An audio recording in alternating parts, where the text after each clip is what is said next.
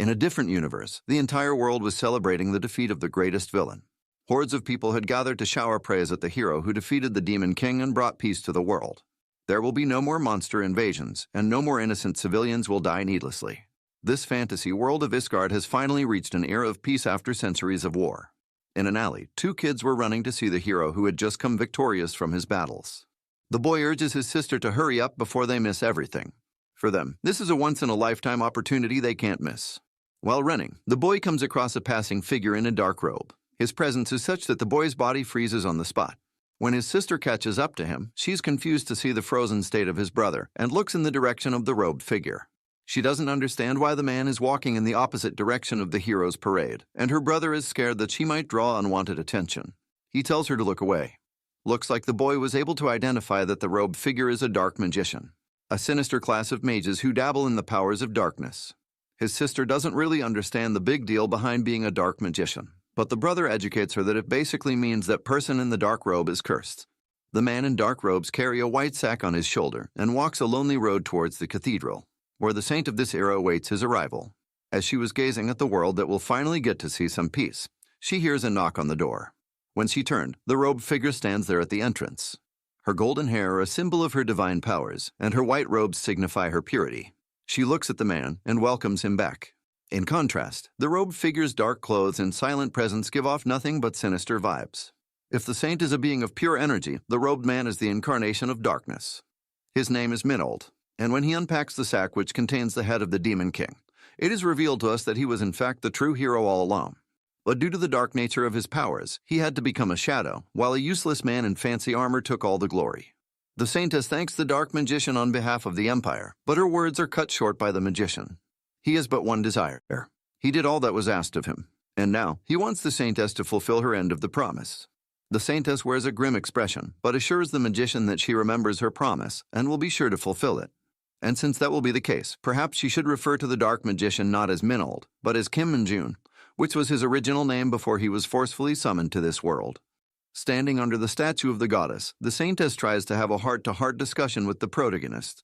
She tells her that she's sorry he had to bear such a heavy responsibility, and she explains that she did not give him such a job because she hated him. In fact, she will be forever in his great debt. But the man replies that he hates her so much that he could die right now. Even when met with such a cold response, the saintess says that she will do everything in her power to change the people's opinion about the dark mages in this world. She begs the man to reconsider his wish to go back to his old world.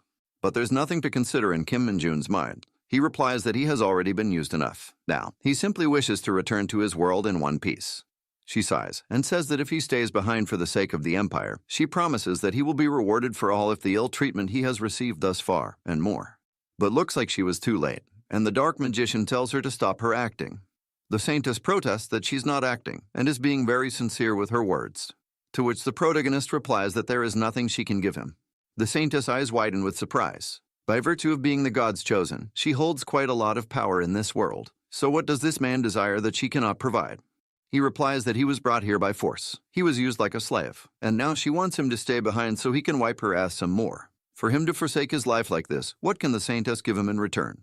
She answers that she can grant whatever he desires, because if he were to cease existing, the empire's peace may not hold for long.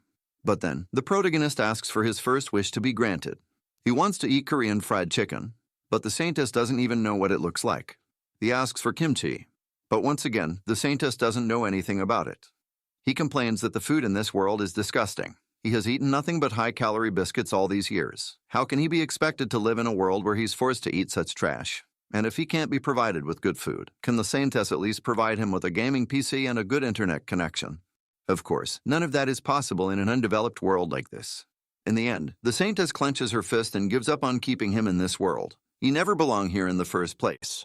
She drops her head in defeat and agrees to start the return ceremony right away. She takes him to the summoning chamber, where the protagonist reminisces his memory of the past when he was first summoned, and is happy that he will never have to see this place again. The saintess tells him to stand in the summoning circle in the middle and proceeds to start the return ceremony. And then, a bunch of magic patterns start moving under the protagonist's feet right away. She tells him that she will start by removing the protection of the saint from his body first. Kim Minjun takes off his glove and looks at the hand with the saint's symbol on it. Even though it's called a protection, it's just a leash that stops the summoned person to fight the saint. He's glad to finally be getting rid of it. The saintess holds out her hands, and a radiant light purifies the symbol from the protagonist's hand. She seems quite perplexed, because not only the dark magician will be giving up on all the incredible power he built up over the years, he is also refusing to take all the riches and the fame that he would get by staying here. But the man is fed up with this world and asks the saintess to mind her own business. Instead, he asks why the saintess isn't concerned about this situation. Once the symbol is completely gone, he could kill her if he wanted to.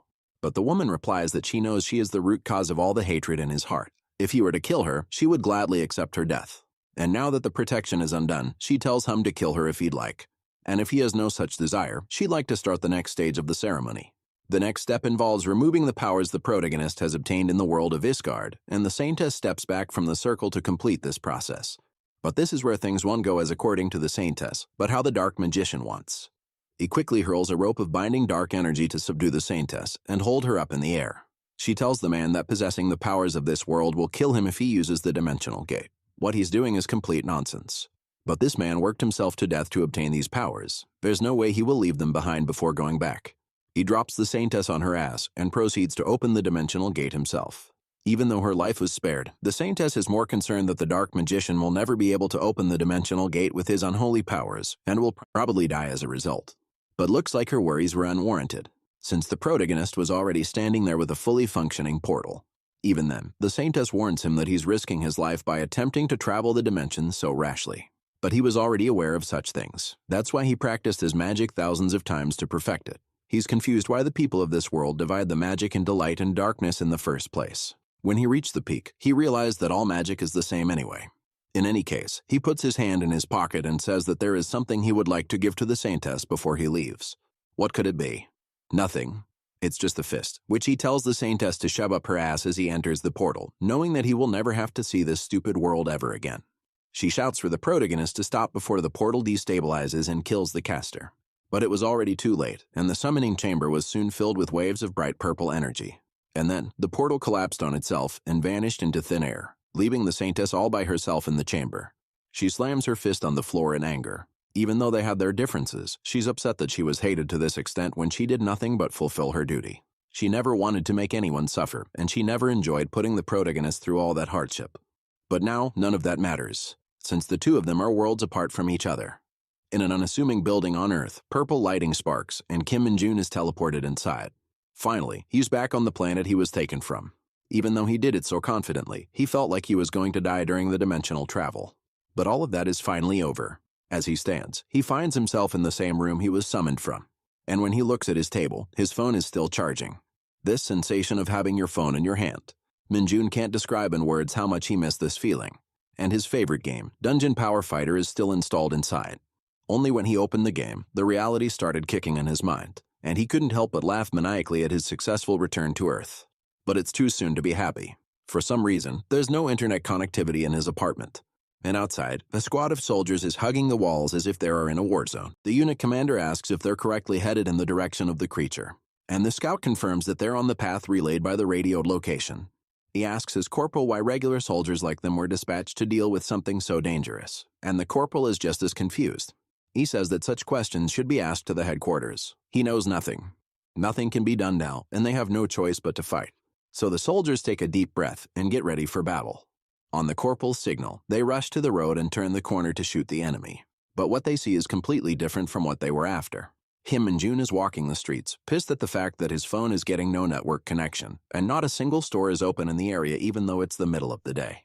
The soldiers are confused to see a civilian in an area that was restricted from access, and shout for the young man to come back to them. Minjun is also surprised to see the armed soldiers. He wonders what the army is doing in a civilian area. He assumes that the soldiers must be doing their training drills and apologizes for getting in the way.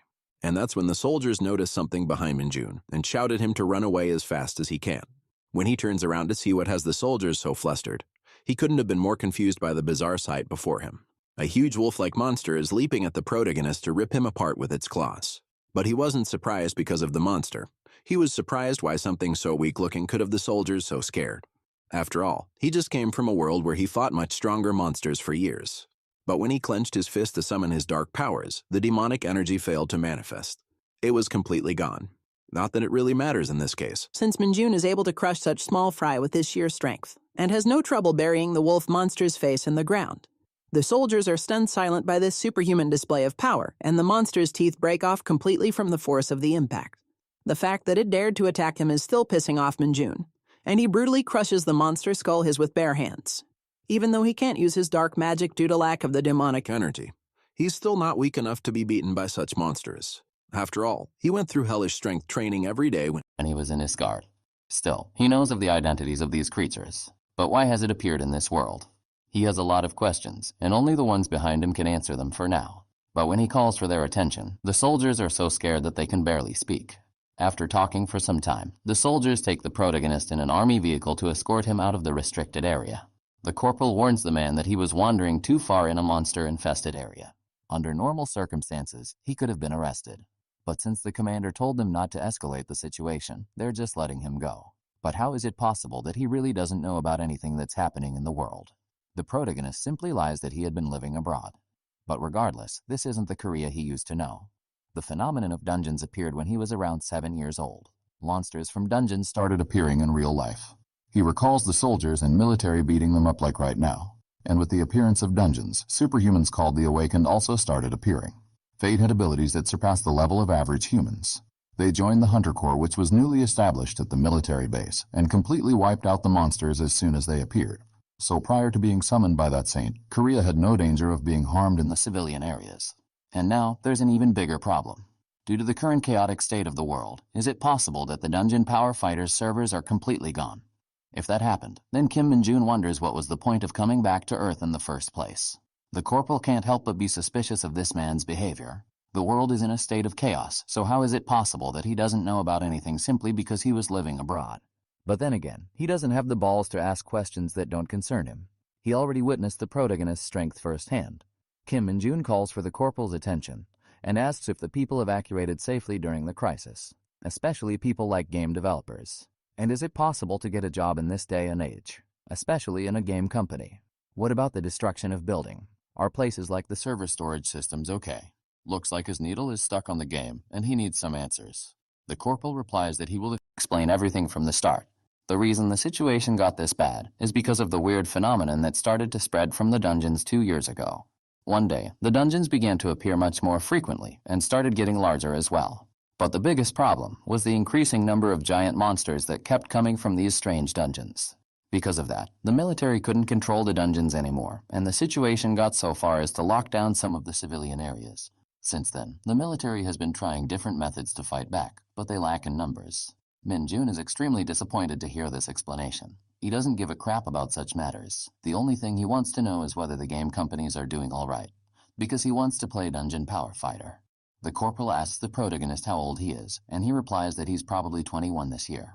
The corporal suggests that he should enlist in the military soon if that's the case, since half of his 20s are about to evaporate into thin air. Minjun doesn't understand. The mandatory military service used to be 5 years for the Hunter Corps and 3 years for regular troops, so why would he need to waste half of his 20s? But since the situation has worsened in recent years, all troops now serve for 5 years, not just the Hunter Corps.